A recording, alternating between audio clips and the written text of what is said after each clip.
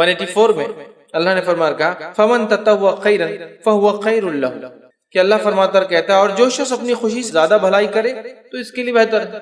مطلب نفل کا معنی یہ ہے کہ وہ عمل جو انسان خوشی سے کرے، جو اس کو آخرت کے اعتبار سے خیر لائے۔ تو نفل میں سمجھتا ہوں یہ بات اس کی واضح ہو گئی کہ وہ چیز جو فرض سے ہٹ کر ہو، اور بندہ جو ہے اللہ تعالیٰ کو راضی کرنے کے لیے جو عمل کرتا ہے اس کو جو ہے نفل کہتے ہیں، یاد رکھیے۔ اور اس اعتبار سے تمام نمازیں جو فرض سے ہٹ کر ہے اس میں شامل ہوتی ہے، اور فرض نمازوں کی جو رکعتیں ہوتی ہیں وہ 17 رکعتیں ہوتی ہیں، یاد رکھیے، جو ہم پر فرض ہیں۔ فجر کی 2 رکعت، ظہر کی 4 رکعت، عصر کی 4 رکعت، مغرب کی 3 رکعت اور عشاء کی 4 رکعت، کل ہوئے یہ جو ہے 17 رکعتیں، یاد رکھیے۔ یہ ہم پر جو ہے فرض ہے، یاد رکھیے، اتنی رکعتیں، ٹھیک۔ اور اس کے علاوہ جو ہم پڑھتے ہیں وہ نفل ہے، اور نفل کے مختلف اقسام یاد رکھیے، اور بہت ساری نمازیں ہیں جو نبی اکرم صلی اللہ علیہ وسلم نے ہمیں بتائی جو نفل ہے، اور جس کے بڑے ثواب جو احادیث کے اندر آتے ہیں، یاد رکھیے۔ چاہے پھر وہ فجر کے بعد جو ہے صلاۃ الضحیٰ کا معاملہ ہو، اشراق، چاشت یا اوابین جسے کہا جاتا ہے، یا اس کے بعد مختلف نمازیں جو نمازوں سے پہلے اور نمازوں کے بعد پڑھی جاتی ہو، یا اس کے علاوہ بھی انسان جو زائد اپنی طرف سے کرنا چاہے، یہ ساری چیزیں نفل ہے اور اس کے بڑے ثواب ہے، بڑا اجر ہے، یاد رکھیے۔ بھائی نفل نماز کے کیا فضائل ہیں؟ تو چند فضیلتیں آپ کے سامنے، میں 2 سے 5 ایسی فضیلتیں جو رکھتا ہوں، بہت زیادہ نہیں، تاکہ اس سے نفل نماز کی ہمیں پتہ چلے۔ اور الحمدللہ ایک موسم ہم پر آنے والا ہے، ابھی ہم لیکچر لے رہے ہیں، یہ رمضان سے پہلے کا وقت ہے، رمضان ہمارے قریب ہے۔ اب اگر اس بات کو ہم سمجھ کے نفل نمازوں کی اضافہ یا زیادتی رمضان کے ماہ میں کرتے ہیں تو یوں ہی یہ ماہ جو ہے بہت خیر اور بہت برکت والا ہے، پھر اس کے اندر قدر و منزلت والی ایک رات بھی آتی ہے۔ تو اگر نفل کا اضافہ ہم کریں نمازوں میں تو ایک تو رمضان کا مہینہ، پھر قدر کی رات، اور چونکہ قدر تو تلاش کرنا ہے، 5 راتوں میں سے ایک رات ہے، تو ان راتوں میں اگر ہم یہ عبادت کریں تو یہ بڑی افضل عبادت ہے، یاد رکھیں۔ لیکن یہ صرف رمضان کی حد تک نہیں ہے، چونکہ رمضان سامنے ہے اس لیے میں اس کا ذکر کر رہا ہوں۔ یہ تو رمضان اور غیر رمضان ہر ماہ میں، ہر مہینے میں، ہر گھڑی میں کی جا سکتی ہے، ٹھیک ہے، سوائے ان گھڑیوں کو چھوڑ کر جس کے تعلق سے ممانعت ہے، باقی ہر وقت میں نماز پڑھی جا سکتی ہے، یاد رکھیں۔ تو آئیے نفل نماز کی کیا فضائل ہے وہ ہم دیکھتے ہیں۔ سب سے پہلے تو یہ بات طے ہے کہ نماز توحید کے بعد سب سے اہم ارکان ہے یا رکن ہے اسلام کا، یاد رکھیں، یہ سب سے اہم چیز ہے۔ اور اس بات کا پتہ اس حدیث سے بھی پتہ چلتا ہے، اور یہ ایک فضیلت بھی ہے اس کی۔ فضیلت یہ ہے کہ فرض نماز اگر مکمل نہ ہو تو نوافل اس فرض کے نقص کو ختم کر دیں گے انشاءاللہ، یا اس کی بھرپائی کر دیں گے۔ نفل نماز کی پہلی فضیلت یہ کہ اگر فرض نماز میں کوئی کمی بندے سے ہو جائے تو اس کے نقص کی بھرپائی کر دیں گی، اور یہ کتنی اہم ہے وہ بات بھی اس سے پتہ چلتی ہے حدیث کے اندر۔ یہ حدیث کے اندر آئی حدیث اس طرح سے، اور نبی اکرم صلی اللہ علیہ وسلم فرماتے ہیں، اور تمیم الداری رضی اللہ عنہ اس حدیث کے راوی وہ کہتے ہیں اور فرماتے ہیں، اور یہ روایت ابو داؤد اور جو ہے ابن ماجہ اور جو ہے سلسلۃ الاحادیث صحیحہ کے اندر موجود ہے۔ آپ صلی اللہ علیہ وسلم فرماتے ہیں روز قیامت بندے سے جس چیز کا سب سے پہلے حساب لیا جائے گا وہ اس کی نماز ہوگی۔ روز قیامت بندے سے سب سے پہلے جس چیز کا حساب لیا جائے گا وہ اس کی نماز ہوگی۔ تو اس سے میں سمجھتا ہوں حدیث میں فضیلت کے ساتھ ساتھ نماز کی اہمیت بھی شامل ہے کہ سب سے پہلے حساب روز قیامت جو مجھے اور آپ کو اللہ تعالیٰ کے سامنے دینا ہے وہ حساب کس چیز کا ہوگا؟ صلاح، نماز کا ہونے والا ہے۔ تو نبی اکرم صلی اللہ علیہ وسلم فرما رہے روز قیامت بندے سے جس چیز کا سب سے پہلے حساب لیا جائے گا وہ اس کی نماز ہوگی، اگر اس نے اسے مکمل کیا ہوگا تو اس کے لیے مکمل لکھ دی جائیں گی، اگر کمپلیٹلی اس نے ادا کیا ہوگا وہ لکھ دی جائیں گی۔ پھر نبی اکرم صلی اللہ علیہ وسلم فرماتے ہیں اور اگر اس نے اسے مکمل نہیں کیا ہوگا تو اللہ تعالیٰ فرشتوں کو حکم دیں گا ذرا دیکھو میرے بندے نے کوئی نفل نماز بھی پڑھی ہے، ذرا دیکھو میرے بندے نے کیا کوئی نفل نماز بھی پڑھی ہے یا نہیں، ٹھیک ہے۔ اگر نفل نماز پڑھی ہے تو اس کے ذریعے اس کے فرض نمازوں کو مکمل کر دو، پھر زکوٰۃ کا اور اس کے بعد تمام اعمال کا بھی حساب اسی طرح سے لیا جائے گا۔ اور نماز اور نفل نماز کی فضیلت میں جو پہلی بات آ رہی ہے وہ یہ ہے کہ روز قیامت سب سے پہلے حساب فرض نمازوں کا ہونے والا ہے۔ اگر فرض نمازوں میں کوئی کوتاہی اور کمی ہوں گی تو اللہ تعالیٰ فرشتوں کو کہیں گا کہ اس بندے نے میرے کوئی نفل پڑھی ہے، لاؤ، فرشتے اس کا نام اعمال لکھیں گے، اگر نفل پڑھی ہوں گی تو لائی جائیں گی، اور وہ نفل انشاءاللہ العزیز ہماری فرض کی کوتاہیوں، کمزوریوں، کمی، نقص کو پورا کر دیں گے انشاءاللہ۔ اور اس کے بعد دیگر اعمال، زکوٰۃ اور دیگر اعمال اس کے بعد ایک کے بعد ایک آئیں گے۔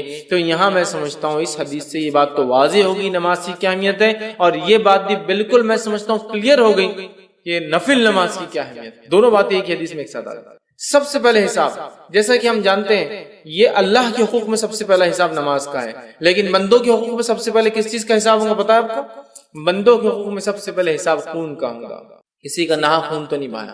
اور اللہ کے حق میں سب سے پہلا حساب نماز، فرض نہ ہوں گی تو اس سے نفل سے اس کی بھرپائی کی جائے، پھر زکوٰۃ، اور پھر اس کا دیگر اعمال اور دیگر اعمال، اس کا مکمل ہونا ضروری ہے۔ اس لیے کہ اللہ پوچھیں گا کیا اس کی فرض مکمل ہے؟ اگر نہیں ہے تو دیکھو اس کے کوئی نفل ہے کیا۔ تو لہٰذا اگر نفل نماز میں اور آپ پڑھتے ہیں تو خود بخود فرض نمازوں کے نقص کو ہم پورا کر رہے ہیں ایک طرح سے، مطلب یہ نمازیں انشاءاللہ عزیز ہمارے فرض میں کوئی کمی کوتاہی، خشوع میں، خضوع میں، قبولیت میں، یا پھر اس کی ادائیگی میں سنتوں کے چھوڑنے کی وجہ سے یا کسی اور قسم کا نقص یا کمی یا چھوٹ گئی ہوں گی تو انشاءاللہ العزیز یہ نفل ضرور بھی ضرور اس کی تکمیل، اس کو پورا کرنے میں انشاءاللہ سپورٹیو ہوں گی، فائدہ مند ثابت ہوں گی۔ حدیث میں واضح الفاظ ہے، اللہ فرمائیں گا دیکھو اس کی کوئی نفل ہے کیا اگر فرض پوری نہیں ہے تو، اور پھر نفل دیکھی جائیں گی تو اس کے ذریعے اس کے فرض نمازوں کی کو مکمل کر دیا جائے گا۔ اب فرض نمازیں کیوں مکمل نہیں؟ کئی وجوہات ہو سکتی، پڑھی نہیں سرے سے، خشوع اور خضوع نہیں تھا، کمزوری رہ گئی، پڑھی لیکن سنتوں کے مطابق، کچھ بھی ہو سکتا ہے۔ تو یہ نفل انشاءاللہ عزیز اس نماز کی تکمیل کے لیے ہمارے کام آئیں گی، تو اس بات کو ہم ذہن میں رکھیں اور خوب سے خوب نفل ادا کریں، اس نیت سے نہیں کہ فرض چھوٹ جائے تو وہ ہو جائیں گے، اس لیے کہ اللہ ہم سے راضی ہو، اور ساتھ میں ایک اور بینیفٹ فائدہ کہ اگر ہم سے کوئی فرض چھوٹ گیا ہوگا تو اللہ تعالیٰ اس کے ذریعے اس فرض کی بھرپائی کر دیں گے۔ یاد رکھیں کتنی اہم بات ہے، یاد رکھیں۔ تو لہٰذا نفل نماز کی پہلی فضیلت یہ ہے کہ فرض نمازوں میں اگر کوئی کوتاہی کمزوری رہ جائیں گی انشاءاللہ ہماری، تو یہ نفل نمازوں کے ذریعے اس کو ہم پورا کر سکتے ہیں، یاد رکھیں، ٹھیک ہے۔ آئیے نفل نماز کی دوسری فضیلت جو ہے، نماز نفل کے ذریعے درجات بلند ہوتے ہیں اور گناہ مٹا دیے جاتے ہیں۔ نماز نفل کے ذریعے درجات بلند ہوتے ہیں اور گناہ مٹا دیے جاتے ہیں۔ تو نفل نماز جو انسان پڑھتا ہے اس کے درجات بلند ہوتے ہیں اور اس کے گناہ مٹا دیے جاتے ہیں۔ ایک ہی حدیث میں دو فضائل آ رہے ہیں کہ نماز نفل پڑھنے سے درجات کی بلندی، گناہوں کی معافی۔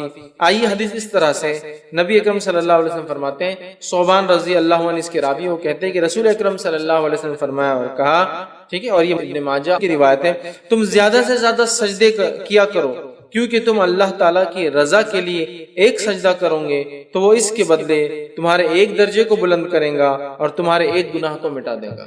تم اللہ کے لیے زیادہ سے زیادہ سجدے کیا کرو، اور یہاں سجدے سے مراد فرض نمازوں کے علاوہ نفل پڑھا کرو۔ تم زیادہ سے زیادہ سجدے کیا کرو مطلب زیادہ سے زیادہ نفل نمازیں پڑھا کرو، اس لیے کہ جب تم زیادہ نفل نماز پڑھتے ہو تو ایک فائدہ یہ ہوتا ہے کہ اس نفل نماز کی وجہ سے ایک درجہ بلند کر دیا جاتا ہے، 1 رینک ہائر کر دیا جاتا ہے آپ کا، اور ساتھ میں ایک گناہ مٹا دیا جاتا ہے۔ تو نفل نماز کی فضیلت دیکھیے، ایک ہی روایت کے نعرہ ہے، 2 فائدے ہم کو ملتے ہیں، ایک درجہ بلند ہوتا ہے اور دوسرا ایک گناہ میرا اور آپ کا معاف ہو جاتا ہے۔ یاد رکھیے، تو جب بندہ نماز پڑھتا ہے تو ایک گناہ اس کا معاف ہو جاتا ہے، یاد رکھیے، اور ایک درجہ جو ہے بلند ہو جاتا ہے، یاد رکھیے۔ اور کثرت سجود، مطلب آپ جو فرما رہے رسول اللہ صلی اللہ علیہ وسلم زیادہ سجدے کرو، اس سے مراد یاد رکھیے یہ نفل نماز ہے، مطلب زیادہ سجدے مطلب زیادہ نمازیں، اور زیادہ نمازیں مطلب فرض کے علاوہ نمازیں، زیادہ سجدے مطلب زیادہ نمازیں ہم کو پڑھنا، اس بات کو ہمیں ذہن میں رکھنا ہے۔ خود نبی اکرم صلی اللہ علیہ وسلم کس کثرت سے نماز پڑھا کرتے تھے ہم سب جانتے ہیں، کس کثرت سے آپ نماز پڑھتے تھے ہم سب جانتے ہیں۔ اتنی آپ فرض کے علاوہ نفل نماز پڑھتے کہ آپ کے جو ہے پیر سوج جاتے ہیں، ورم آ جاتا جس کو عام زبان میں بولتے ہیں۔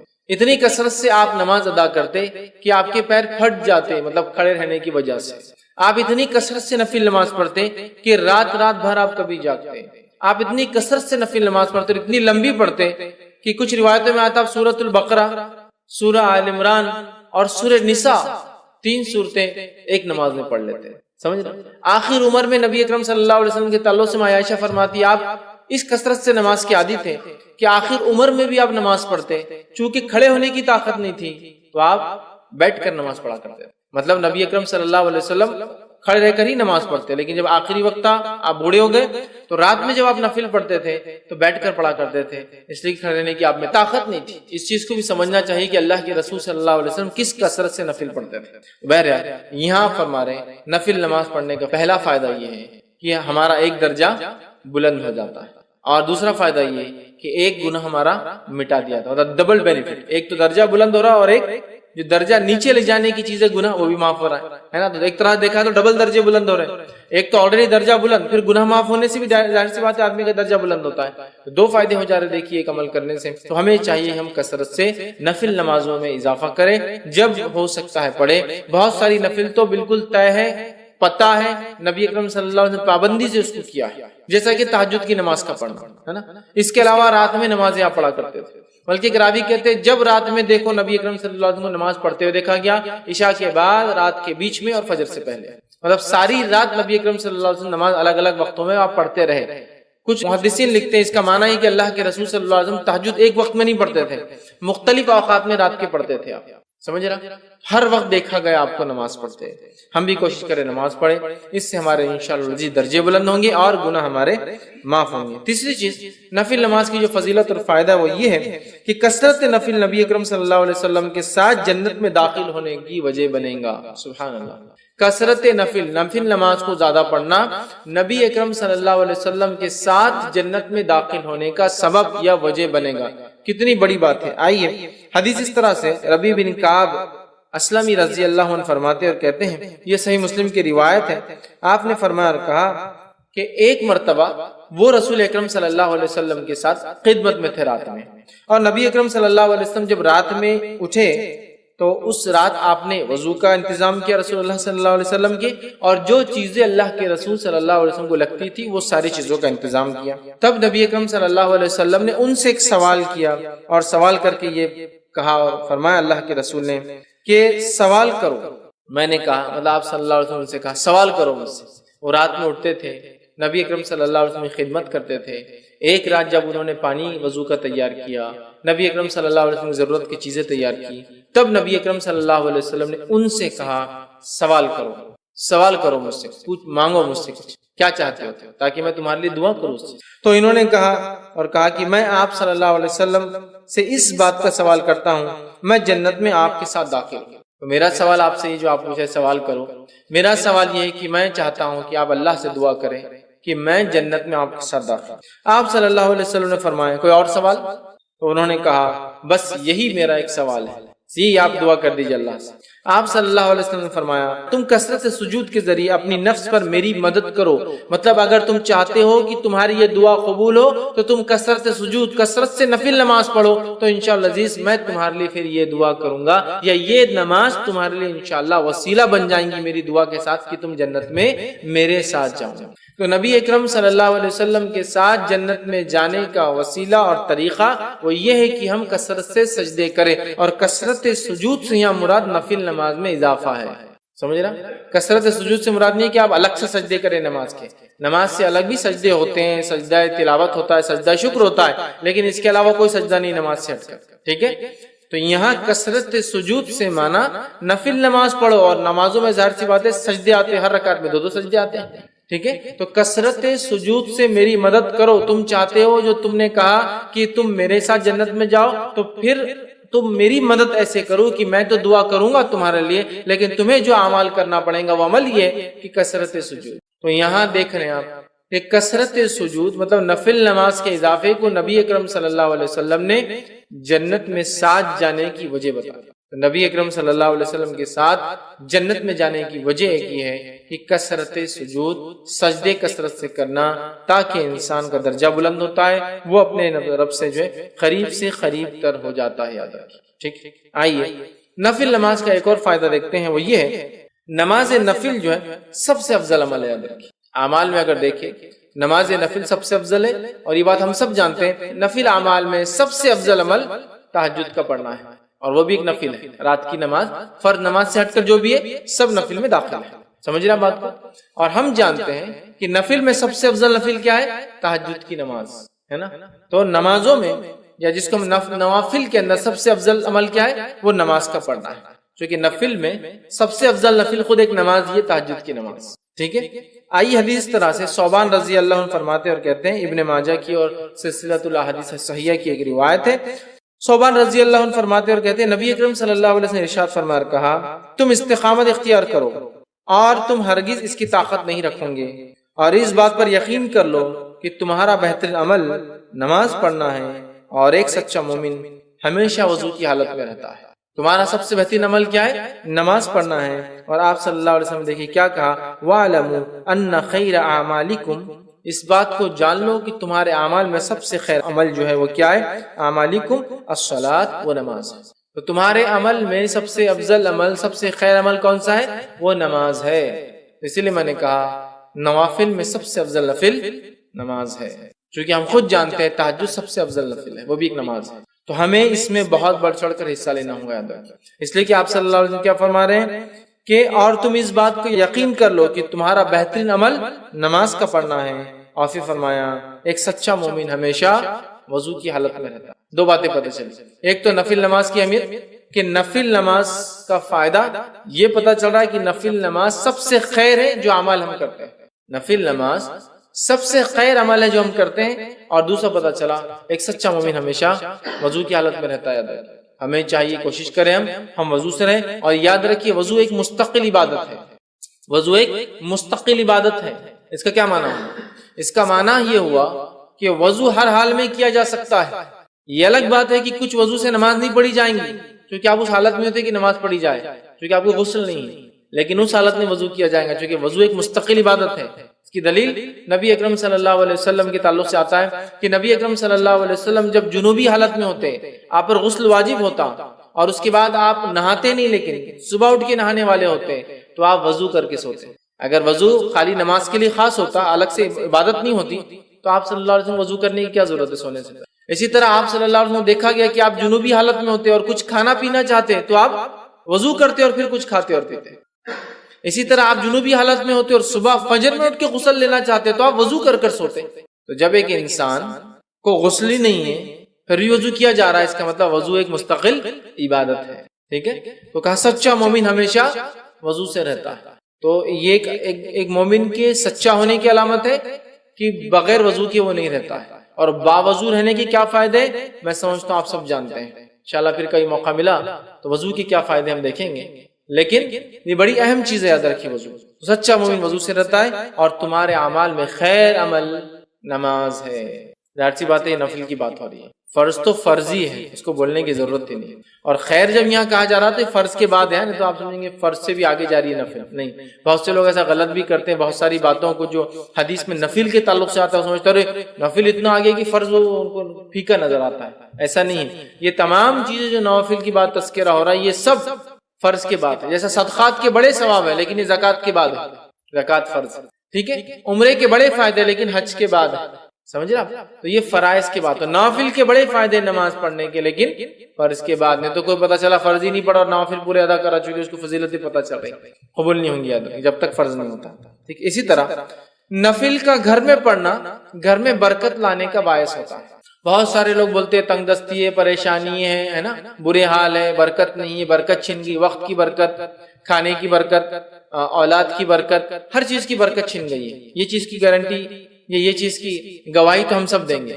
آج برکتیں چھن گئی، بہت ساری برکت یاد رکھیں. تو ہمیں کیا کرنا ہے؟ اس بات کو سمجھنا ہے کہ نفل نماز گھر میں برکت لانے کا ایک ذریعہ ہے. آئیے حدیث کی اس طرح سے کہ نبی اکرم صلی اللہ علیہ وسلم فرماتے ہیں، صحیح مسلم کی روایت ہے اور جابر رضی اللہ عنہ حدیث کے راوی فرماتے ہیں اور کہتے ہیں تم میں سے، آپ صلی اللہ علیہ وسلم فرمایا، وہ کہتے ہیں آپ نے فرمایا تم میں سے کوئی شخص جب مسجد میں نماز پڑھے تو اپنی نماز کا کچھ حصہ اپنے گھر کے لیے بھی رکھے، کیونکہ گھر میں کچھ نماز ادا کرنے سے اللہ تعالیٰ گھر میں خیر و بھلائی کو لاتا ہے، خیر کو لاتا ہے، برکت کو لاتا ہے. آپ سن کیا فرما رہے ہیں؟ تم میں سے ہر شخص پوری نماز یہاں نہ پڑھ لے، کچھ نماز کو باقی رکھے اور کہاں جا کے پڑھے؟ گھر جا کے پڑھے. یہ کس کو کہا جا رہا ہے؟ مردوں کو. عورتیں تو گھر میں نماز عورتیں گھر میں ہی پڑھتی عموماً، لیکن مردوں سے کہا جا رہا ہے تم میں سے کوئی شخص پوری نماز یہاں نہ پڑھے. اور اگر کوئی عورت ہمیشہ مسجد جا کے نماز پڑھتی تو اس کے لیے بھی بات ہو جائیں گی. پھر بہت سارے علاقوں ملکوں میں مسجد میں بالکل نظم ہوتا ہے، اس کے لیے بات ہوگی کہ پوری نماز سے مراد فرض نماز کے علاوہ جو نمازیں پڑھتے ہو ان نمازوں کو پورا مسجد میں نہ پڑھا کرو، کچھ باقی رہنے دیا کرو. اور کہاں پڑھو؟ جا کر گھر جا کر پڑھا کرو. اور فرمایا اس لیے کہ گھر میں یہ خیر اور بھلائی لانے کا سبب بنتی ہے یہ نماز. تو گھر میں خیر اور بھلائی آتی ہے. اب ان لوگوں کے گھر کا کیا حال ہوگا جو نہ فرض پڑھتے ہیں. تو نفل تو بات کی بات ہوئی نا. بہت سارے لوگ بتاتے ہیں خیر اور برکت سے وہ محروم ہو چکے ہیں، اس لیے ہم خیر و برکت سے محروم ہو چکے ہیں کہ نماز جیسے افضل عمل کو ہم بالکل دھڑلے سے جو ہے چھوڑ رہے ہیں. نفل تو وہ پڑھیں گا نا جو فرض پڑھتا ہے. تو آج فرض کا کیا حال ہے؟ کتنے فرض مسلمان نماز پڑھ رہے ہیں مجھے بتانے کی بہرحال ضرورت نہیں ہے. زیادہ سے زیادہ جو نماز سب سے زیادہ دن میں پڑھی جاتی ہے، جو مردوں کا حال ہے، عورتوں کا نہیں جانتا ہوں میں، مردوں کا حال ہے وہی مغرب کی نماز پڑھی جاتی ہے. کیونکہ مسجد بھری ہوتی ہے، اس سے اندازہ ہو جاتا ہے کہ مغرب سب سے زیادہ پڑھی جاتی ہے. کیوں مغرب پڑھتے؟ شاید اس لیے کہ اذان کے بعد وقت کم ہوتا ہے تو شیطان کو موقع نہیں ملتا شاید بہکانے کا. فوراً وضو کیا اور نماز ہو گئی. اس کے علاوہ نمازوں میں آپ کو لوگ اتنی تعداد میں نظر نہیں آئی ہیں، سب سے کم فجر میں، اس کے بعد تھوڑی تعداد ظہر میں آپ کو ملیں گی، اس کے بعد گرمی اگر زیادہ ہے تو عصر میں کم ملیں گی، اور گرمی اگر کم ہے تو عصر میں بھی تھوڑی اور بڑھ جائیں گی تعداد، اور مغرب میں سب سے زیادہ، اور عشاء کے اندر پڑھ لیا نہیں پڑھ لیا. عشاء اور فجر کا عموماً کبھی کبھار ایک جیسا ہوتا ہے سوائے بازاروں کو چھوڑ کے. بازاروں میں عشاء میں بھی کافی لوگ ہوتے ہیں چونکہ وہاں سارے لوگ جمع ہوتے ہیں، لیکن عموماً اکثر علاقوں میں جہاں آبادیاں نہیں ہیں عشاء اور فجر کا حال کچھ ایک جیسے ہی نظر آتا ہے. تھوڑی پبلک بس تھوڑے بہت، جیسا جو محلوں کے اندر مسجدیں ہیں فجر میں 10-15 تو عشاء میں 10-15، یہ حال ہے. تو اندازہ لگائیے کتنے بڑے خیر سے محروم ہے. جب نفل خیر لا سکتا ہے تو فرض کیا کیا لاتا ہوں گا. فرض تو پھر فرض ہی ہے نا. جب اگر نماز جو نفل ہے وہ اتنا کچھ لا سکتی ہے تو جو فرض ہے وہ کیا کچھ نہیں لا سکتی. اس بات کو یاد رکھیں. میرا ایک پورا اس پر عنوان تھا نماز کی اہمیت، اور اس میں میں نے نماز کو پڑھنے کے فائدے اور چھوڑنے کے سارے نقصانات گنوائے ہیں. بہرحال نماز بہت بہت بہت بہت افضل چیز ہے، یاد رکھیے اسے نہیں چھوڑنا چاہیے. اور یہاں اللہ کے رسول صلی اللہ علیہ وسلم فرما رہے کچھ حصہ گھر میں پڑھ لیا کرو، اس لیے کہ صحابہ اکثر پوری نمازیں پھر مسجد نبوی میں پڑھ لے رہے تھے. جب اللہ کے رسول نے یہ بات بیان کی تو صحابہ نے پھر اپنے گھروں میں بھی نماز کو پڑھنا شروع کیا، اور نفل مراد ایسے یاد رکھیے، فرض نہیں یاد رکھیے. اسی طرح ایک اور روایت میں آتا ہے، یہ روایت جو ہے صحیح مسلم کی ہے، اور اس میں جو ہے زید بن ثابت رضی اللہ عنہ فرماتے اور کہتے ہیں کہ نبی اکرم صلی اللہ علیہ وسلم نے ارشاد فرما کہا، اے لوگو تم اپنے گھروں میں بھی نماز پڑھا کرو، مطلب نفل نماز، کیونکہ آدمی کی سب سے افضل نماز وہ ہے جسے وہ اپنے گھر میں ادا کرتا ہے سوائے فرض نماز کی. آدمی کی سب سے افضل نماز وہ ہے، آدمی کی سب سے افضل نماز وہ ہے جو وہ گھر میں پڑھتا ہے سوائے فرض کے. فرض نہیں، فرض تو مسجد میں پڑھنا ہم پر فرض ہے، سوائے بیمار ہو مسافر ہو مسجد نہ ملے وہ مستثنا ایکسیپشنل کیسز. لیکن فرض نماز تو مسجد میں باجماعت ہی پڑھنا ہے. لیکن فرض کے علاوہ جو سب سے بہترین نماز ہے جو انسان پڑھتا ہے سب سے افضل ہے وہ ہے جو ایک انسان اپنے گھر میں پڑھتا ہے. مطلب ایک مرد فرض نماز پڑھے مسجد میں، اس کے بعد گھر آئے اور نفل ادا کرے، یہ سب سے افضل ہے. جیسا عورت کی سب سے افضل نماز وہ ہے جو گھر کے اندر، اور گھر کے اندر بھی سب سے اندر کے کمرے میں ہے. سمجھ رہے ہیں؟ یہ فرض کے لیے کہا گیا. ویسے عورتیں مسجد میں فرض پڑھ سکتی ہے، اس میں کوئی ممانعت کوئی روک نہیں ہے، لیکن سب سے افضل وہ ہے جو گھر کے اندر اور اس کے اندر کے کمرے میں فرض پڑھی جائے. تو مرد کے لیے فرض نماز مسجد میں پڑھنا ہے، لیکن اس کی افضل نماز وہ ہے جو گھر میں نفل پڑھتا ہے. تو لہٰذا مردوں کو چاہیے اگر گھر سے قریب نماز پڑھتے ہو چلیے بھائی، ظہر اور عصر اور مغرب میں تو ہم باہر ہوتے ہیں، تجارت کاروبار میں ہوتے ہیں، عشاء میں اگر آتے ہو تو کم از کم عشاء کی تو پڑھی آ کے، جو فرض ہوگی عشاء کی مسجد میں، یا عشاء کو جانے سے پہلے، عشاء سے پہلے کی 4 گھر میں پڑھ کے جائیے، عشاء مسجد میں پڑھی، آپ واپس آ کے گھر میں پڑھی باقی نماز، سب سے افضل ہے. لیکن کوئی ضروری نہیں ہے، اگر لگتا ہے گھر جانے سے چھوٹنے کا چانس ہے، لوگ آئے ہوئے، ایک الگ شکل ہے، لیکن کوشش کرنا چاہیے، اس لیے کہ انسان کی سب سے افضل نماز وہ ہے جو وہ گھر پڑھتا ہے. مطلب ایک مرد کی سب سے افضل نماز گھر میں پڑھتا ہے سوائے فرض نماز کے. فرض اس میں انکلوڈیڈ نہیں ہے، فرض تو مسجد میں ہی پڑھنا ہے. ٹھیک ہے، تو لہٰذا ہم کوشش کریں نماز کا کچھ حصہ نفل ضرور ہم گھر میں پڑھیں، چاہے نماز کو جانے سے پہلے والے ہوں یا نماز کو جانے کے بعد ہو، یا اس کے علاوہ کوئی نفل نماز ہو. اور اس کا فائدہ یہ کہ بچے بھی دیکھ کر نماز سیکھتے اپنے مردوں سے، ماؤں کو تو دیکھتے ہیں، والد کو بھی دیکھیں گے، اس بہانے مردوں کو بھی دیکھیں گے. اسی طرح صحیح مسلم کی ایک اور روایت ہے، نبی اکرم صلی اللہ علیہ وسلم نے فرمایا اور کہا، اس کے الفاظ ہیں، تم اپنے گھروں میں بھی نماز ضرور پڑھا کرو. مردوں سے آپ کہہ رہے ہیں، کیونکہ آدمی کی بہترین نماز وہ ہے جو اپنے گھر میں پڑھے سوائے فرض نماز. تم میں سے کچھ لوگ یا تم لوگ اپنی نمازوں میں کچھ نمازیں ضرور اپنے گھروں میں پڑھا کرو. یہ نماز کون سی ہے؟ فرض نماز نہیں، یاد رکھیں نفل ہے، پڑھا کرو. اس لیے کہ آدمی کی سب سے خیر، سب سے بہترین، سب سے افضل نماز وہ ہے جو وہ گھر میں پڑھتا ہے سوائے فرض کے. فرض نہیں، فرض تو مسجد میں آنا ہے، باجماعت پڑھنا ہے، اس کے علاوہ جو نفل پڑھتے ہو نا گھر میں پڑھو، یہ سب سے افضل نفل ہے. ٹھیک ہے، تو ہم لوگ کوشش کریں.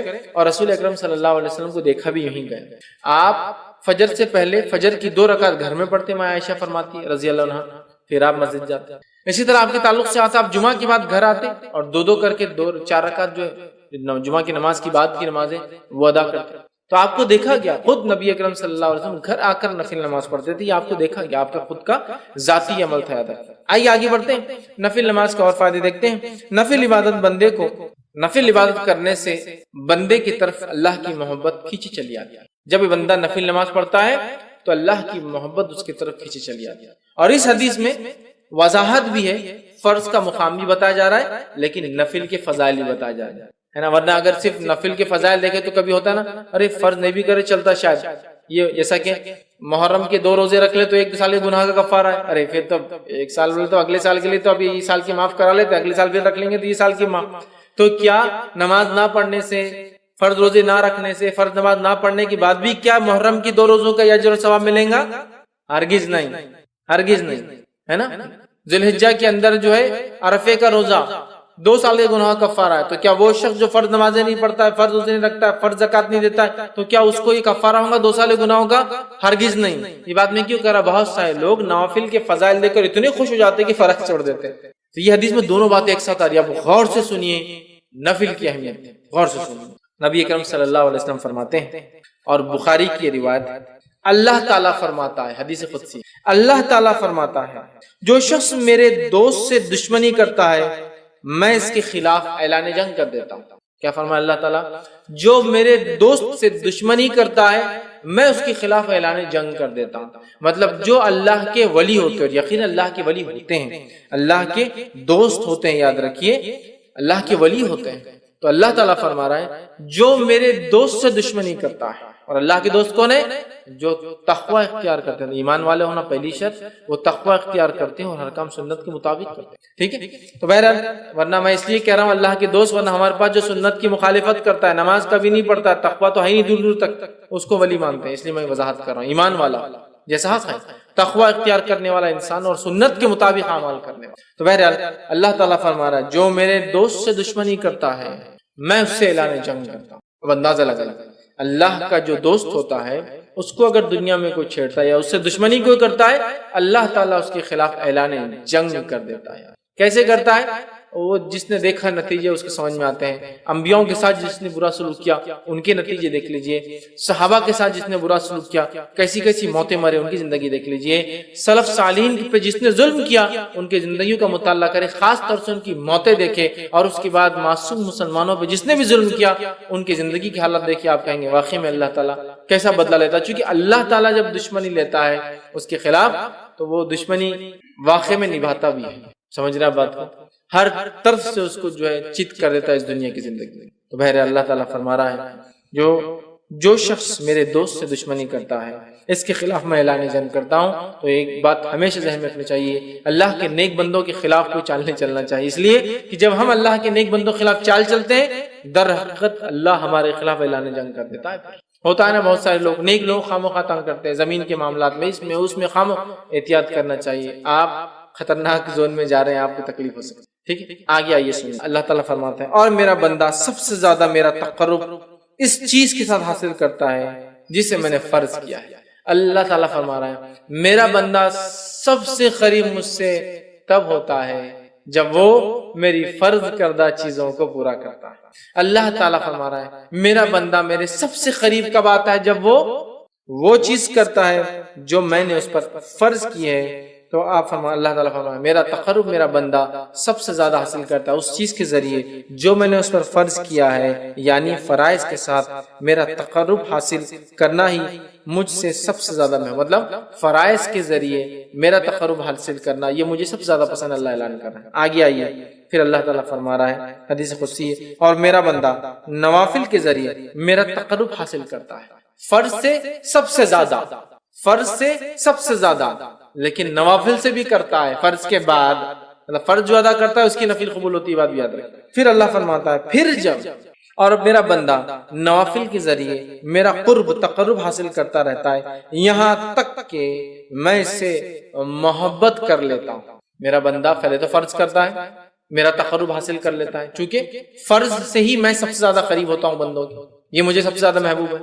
پھر میرا بندہ نفل پڑھتا ہے اور نفل پڑھ کر میرا تقرب حاصل کرتا ہے، اتنا تقرب حاصل کرتا ہے، اتنا تقرب حاصل کرتا ہے کہ میں بھی اس سے محبت کرنا شروع کر دیتا ہوں نوافل کے ذریعے. اب آگے سنیے ذرا، تو میں بھی اس سے محبت کر لیتا ہوں. پھر جب میں اس سے محبت کر لیتا ہوں، فرض سب زیادہ اللہ کو پسند عمل ہے، سب زیادہ قریب بندہ فرض سے آتا ہے، لیکن فرض سے جو قریب آنے کے بعد بھی جو نفل پڑھے وہ ٹاپ موسٹ چل جاتا ہے. بولنے کا مطلب یہ ایک انسان صرف فرض بھی کرے تو اللہ سے قریب ہوتا ہے، لیکن فرض کے بعد جو نفل پڑھے وہ ٹاپ موسٹ لیول تک پہنچ جاتا ہے اللہ کے قریب، اتنا کہ اللہ تعالیٰ اس سے محبت کرنے لگتا ہے۔ اور اللہ فرماتا ہے اور جب میں اس سے محبت کرنے لگتا ہوں تو میں اس کا کان بن جاتا ہوں جس سے وہ سنتا ہے۔ اس حدیث کو غلط معنی مت لیجیے کہ واقعے میں اللہ اس کے اندر حلول کر جاتا ہے، مطلب وہ وہی باتیں سنتا ہے جو میں چاہتا ہوں کہ وہ سنے، کوئی غلط بات نہیں سنتا ہے۔ تو اللہ فرماتا ہے میں اس کا کان بن جاتا ہوں جس سے وہ سنتا ہے، اس کی آنکھ بن جاتا ہوں جس سے وہ دیکھتا ہے، اس کی آنکھ بن جاتا ہوں جس سے وہ دیکھتا ہے۔ عثمان بن عفان رضی اللہ عنہ فرمایا کرتے تھے کہ مومن کی فراست اس کی نظروں سے بچا کرو، اس لیے کہ مومن جو ہوتا ہے نا اس کی آنکھوں سے چیزوں کو پہچان لیتا ہے۔ بہت سارے سلف کے واقعات ہیں، لوگوں کو، چہروں کو، ان کے حالات دیکھ کر پہچان لیتے تھے کیا پرابلمز ہیں، اس لیے نہیں کہ ان کو غائب کا نعوذ باللہ، لیکن اللہ تعالیٰ نے ان کو وہ صلاحیت دے دی تھی۔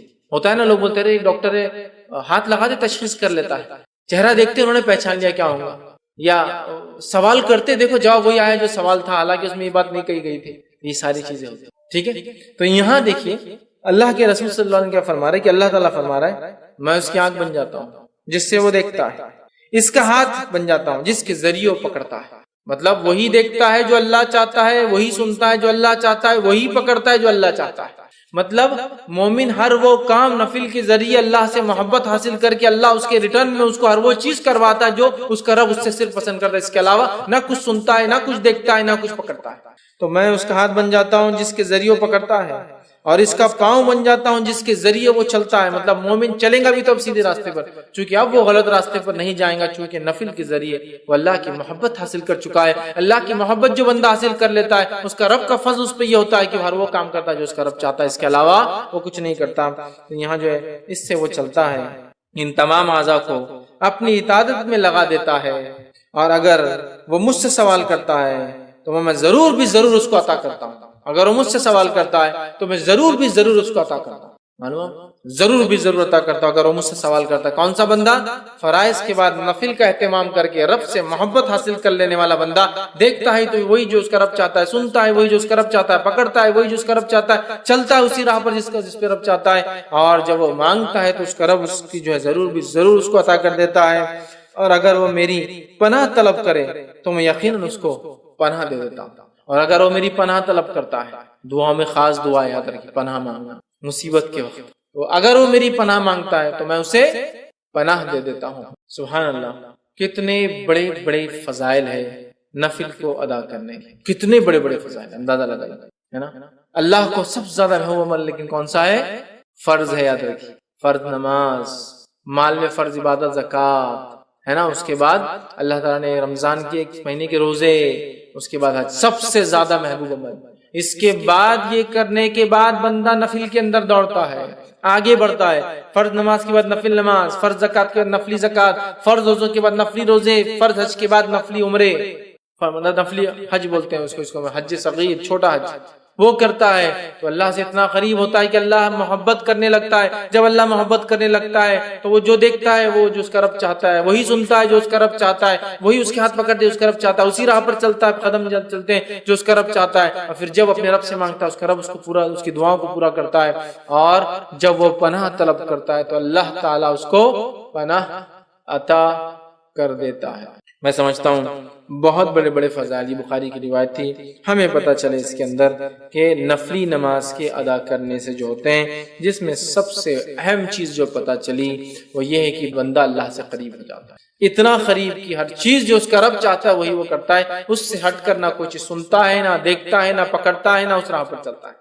ہم میں ہر شخص چاہتا ہے ہم نیک بنے، اور پتہ نہیں لوگوں نے ولایت حاصل کرنے کی کون کون سے ذریعے بنا لیے، اور یہ اللہ کے ولی ہے، کیونکہ شروع میں اللہ نے کیا کہہ دیا کہ اللہ کے رسول فرماتے ہیں، اللہ تعالیٰ فرماتے جو شخص میرے دوست سے دشمنی کرتا ہے میں اس سے اعلان جنگ کرتا ہوں، اور پھر آگے اس کی بات صفت دوست کون ہے، فرائض کے ذریعے نزدیک پہنچتا ہے، نفل کر کے اللہ کا قرب اور محبت حاصل کر لیتا ہے، پھر نفل حاصل کر کے پھر وہ جو مانگتا اللہ پوری کر دیتا ہے، جب پناہ مانگتا اللہ پناہ دے دیتا ہے۔ ہم سب چاہتے ہیں نیک بنے، ہم سب چاہتے ہیں اللہ ہماری دعاؤں کو قبول کرے، ہم سب چاہتے ہیں کہ جب ہم اللہ سے جو مانگے اللہ دے دے، تو ہمیں بھی پھر اللہ تعالیٰ کو پہلے راضی کرنا ہو۔ ارے دنیا کے اندر تو پتہ نہیں کتنی چاپلوسیاں لوگوں کو کرنا پڑتی چھوٹے چھوٹے کام نکالنے کے لیے، ہاں کتنی چاپلوسیاں کرنا پڑتی ہے۔ اللہ تعالیٰ آپ سے چاپلوسی نہیں چاہتا، اخلاص چاہتا ہے۔ اخلاص، چاپلوسی میں کیا ہوتا ہے؟ اخلاص نہیں ہوتا، اخلاص چاہتا ہے، اور اخلاص کے ساتھ فرض عبادت اور نفل میں اضافہ کرو، اللہ تعالیٰ ہم کو دیں گا۔